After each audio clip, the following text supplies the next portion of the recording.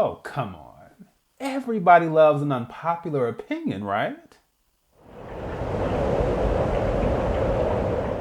Right? Uh-oh.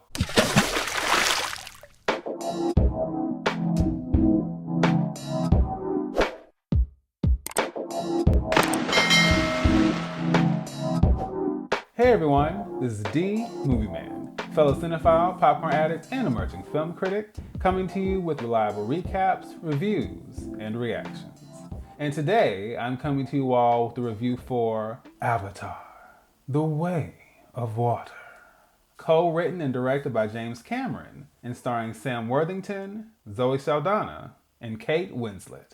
Story-wise, the film is set 10 years after the events of the first, and it is once again centered around Jake Sully. When a familiar threat reemerges, Jake is forced to travel with his family and seek refuge with the Metcaina Reef people, and battle to survive a very uncertain future. So, I'm going to start with the pros. Now, it has been a long time coming, but thankfully, there is plenty here that is worth the wait. So, my initial experience with Avatar was a fairly confusing one.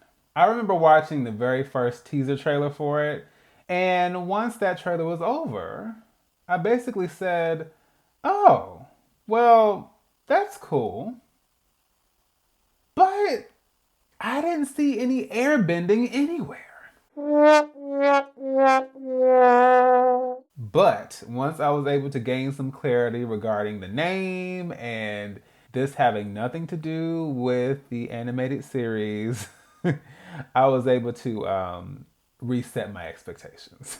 What I can absolutely say about the first Avatar was that it was very much a cultural phenomenon, and it was certainly one I was not expecting.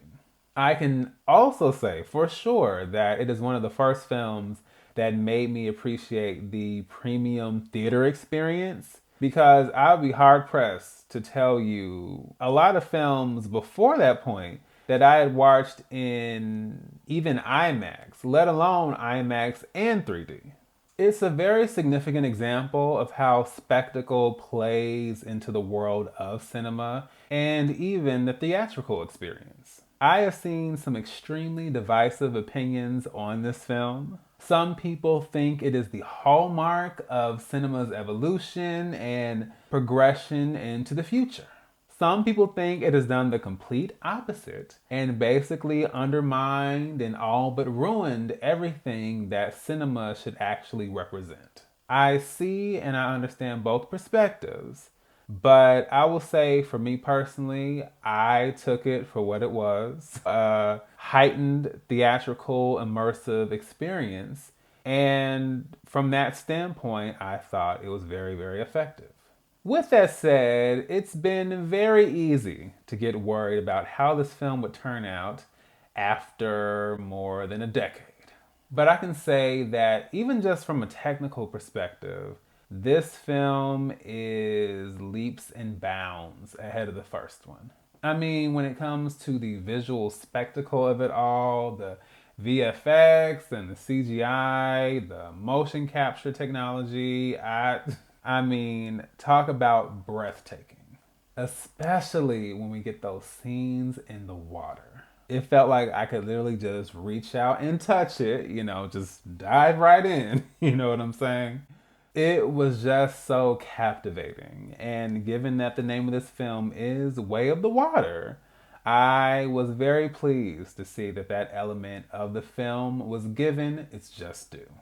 That third act, whoo! I mean, the adrenaline was rushing, the blood was pumping. I was like, whoo! Like, I was in it. It was a lot going on, but that was when I could say for sure that I just felt the investment. I felt the connection. I was there. I was in it. I was totally here for it. And just watching some aspects of that play out was quite gratifying, to say the least. Now, we already know that motion capture performances really don't get their just due, which has always been a bone of contention for me. Especially when we look at legends like Andy Serkis and how he took that entire medium, that entire lane, and took it to an entirely new level in the Lord of the Rings films. With that being said, I did appreciate how much emotion and depth did come across in their performances. Now, yes, it would be easy to just write it off as, oh, it's just a bunch of CGI. What are they really doing? I think you need to do your research because it's so much more than that. Like we're getting full performances, full range, full movement. So no, it's not just as easy as just, digitizing something on screen. They are definitely giving their all. And I did appreciate that. And it definitely came across. Even with all the effects and all that, I could really see that underneath everything, that there was genuine performances and genuine acting that was happening. The standout here was definitely Zoe Saldana as Neytiri. It was a surprise, but I did appreciate seeing the layers to her character here and really just seeing her going down a very specific road. I thought that worked especially well with all the world building we get here. Seeing the different clans, the different species, seeing the different cultures, just seeing this world continue to expand and looking beyond everything that was established in Pandora in the first film, and now seeing like, hey, there's a whole lot more to this that we weren't able to see the first time around. So I just think that was an element that was the most enjoyable to me. Just seeing like what else is out there, what else is going on. I think anytime we get the chance to explore different dimensions to a world that's already been established, I'm always into that. And I thought that it was absolutely compelling to watch. All right, now I'm going to jump over to the cons. Now, once again, with it having now been 13 years after the fact, I was really surprised by how much did not work for me. Now, if you've been following me for a while and you've been watching a lot of my reviews, then you know storytelling, dialogue, and just writing in general is very, very important. And I have to be honest, I personally felt that all three of those things fell very, very short in this film. Please, believe me, I understand that the visuals and the effects, the VFX, that is the true star of the film. That is at the forefront. I totally get that. So I do understand that everything else would seemingly be taking a back seat. But for me, it didn't just take a back seat, it got thrown in the trunk.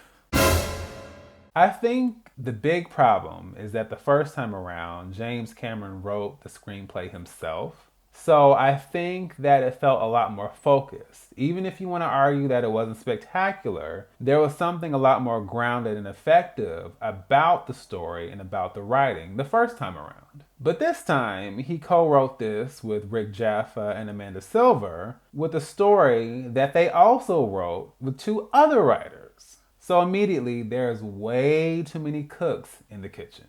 And that's why I think that some of the story elements don't work the way they should, and the dialogue does not really enhance the characters the way it should as well. I also was really surprised by how much there is in this film that pulls from the first. Now, obviously, we're continuing a story, so pulling from the first isn't a bad thing, like this is still an interconnected story here.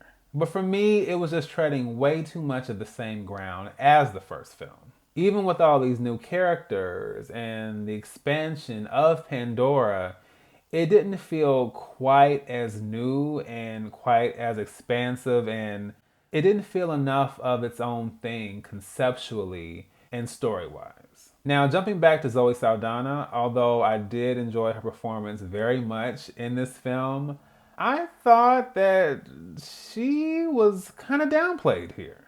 I do understand that the children are taking center stage, but I think that there could have still been more time or just more room given for Neytiri to shine. And really, now that I think about it, even Jake to an extent. I just didn't think either of them was as present as I thought they would be in this film. Now, about this frame rate.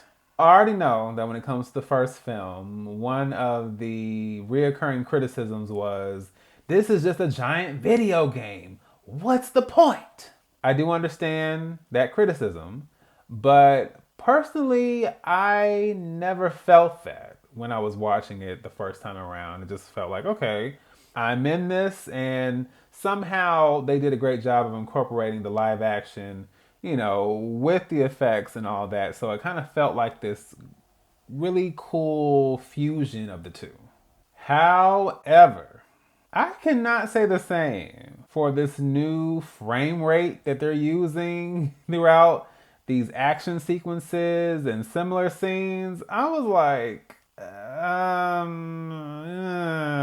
who approved this? Now, during those scenes, it absolutely felt like I was watching a cutscene from a video game. And as soon as it ended, I needed to grab my controller and hey, let's go. Let's start mashing buttons. Let's get it going. Attack. And even that I might have been okay with had we just stuck to that same frame rate throughout. Going back and forth between the two, absolutely not. It just was so disorienting and it was just very frustrating to watch. That choice made no sense to me. Now, as far as the score is concerned, that unfortunately was a low point for me as well. James Horner actually created the score for the first film, and he also wrote the theme song I See You, which was sung by Leona Lewis. And I have to say, I loved both that song and the score in general. I think the score really enhanced that entire experience. It just kind of felt like this massive odyssey, mystical and adventurous and epic feeling about that score. It just felt like, hey, we are really being thrust into this whole new world that we've never seen before. Now, James Horner was all set to score the music for this film and likely the rest of the films in this franchise, but sadly, he passed unexpectedly in 2015. Now, we have Simon Franklin, who stepped in on his behalf. And it's honestly not a knock on Simon Franklin, but there's just no replicating what James Horner did in that first film with the score. It just didn't feel like the music overall, the score, it never really felt like an integral part of the film. Lastly, we have what is by far the worst aspect of this film. That is none other than the character Spider, played by Jack Champion. Oh my God. Now, let me go ahead and say that I do understand the dynamic of that character, especially with the Sully family. The whole outside looking in, the dynamics we get in the first film. I get what they were trying to do there. And it could have worked with the right execution. But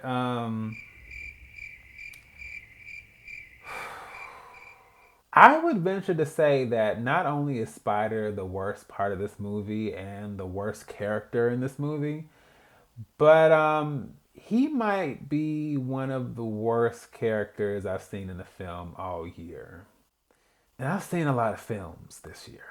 Now, regardless of some of the issues I've had with this film, I can't deny that there is a level of talent and quality that is being put into it. Like, there's an investment there. But that character, everything about that character is so far beneath everything else that is handled and executed in this film. After a certain point, it was honestly painful to watch. The look of the character is ridiculous. His story arc is pointless. Yes, I understand what his story arc is supposed to be, but in the grand scheme, I didn't give two about his character.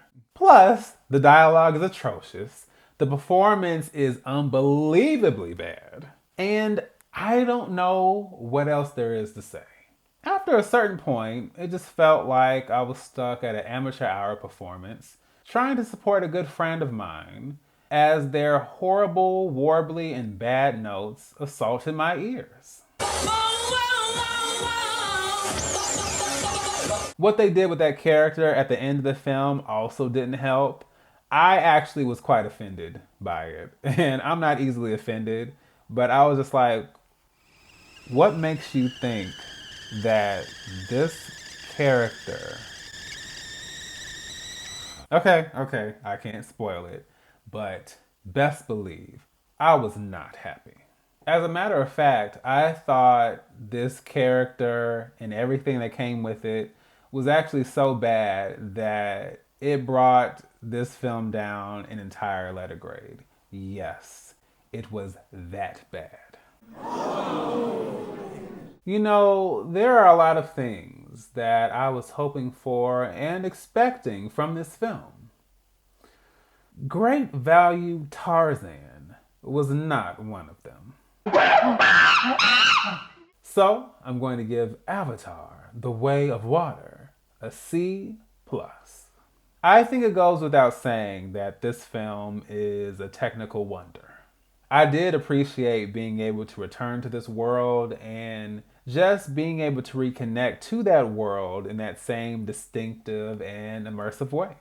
However, I think it also goes without saying that along with the style, as impressive and top-notch as it may be, I really need for the substance to at least be on the same level or, maybe a little further down, but I need them to be as close together, or as close to being on the same page and the same level playing ground as possible. I think it's obvious that most people are going to go into this film just wanting the experience, just wanting the big screen, immersive pow. They want the technical magic that this film has to offer, and I totally get it. Now, if that's what you're here for, then you will most definitely be satisfied by this.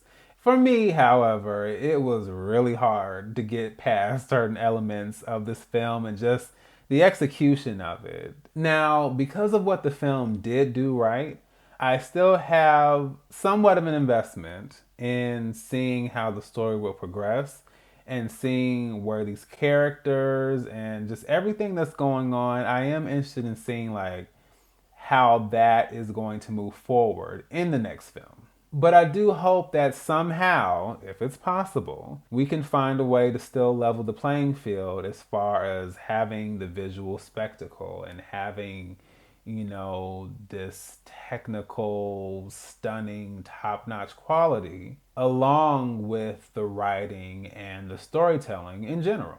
I do hope that story-wise, we do continue to take more risks and just delve a bit deeper with that writing. You have a good foundation here. I understand it's not for everyone, but there's something that is unique and very original about this world. So I hope that we can continue to take that and just give it, the foundation, story-wise and writing-wise, that it deserves. Avatar, The Way of Water, is now playing in theaters. You guys are free to check it out. Leave your thoughts below and let me know what you think. So, once again, this is D, Movieman, signing off, and I'll see you at the movies.